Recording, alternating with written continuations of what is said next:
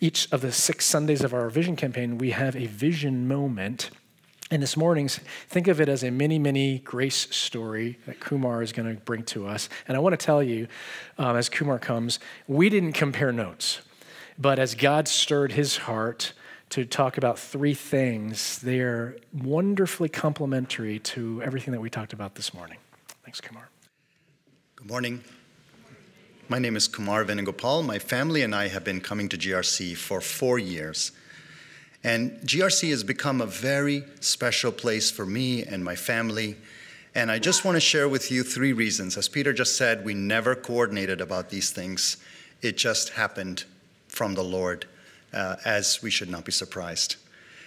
The first thing is that when I first entered the church with my family, I was struck by the diversity of our congregation. GRC, for me, foreshadows the day when all the tribes and all people and all nations, we all stand together and worship the Lord in heaven.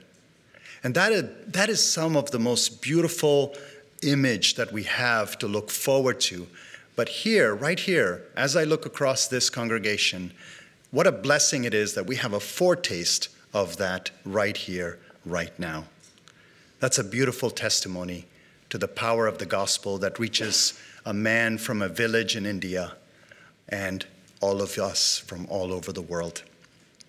The second thing is that when we moved to this area, we wanted to find a home where we could be discipled, where my family and I could grow and become more and more close to Jesus. A place where we could be held accountable as followers of Christ, as a husband, as a father, as a son, as a brother.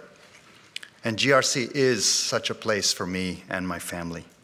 We're known by other believers, and they speak into my life, and that's what makes GRC such a unique place. It's a very lonely world, and yet we find right here a body of believers who love Jesus and are willing to encourage one another, bless one another, and disciple one another to be more close to Jesus.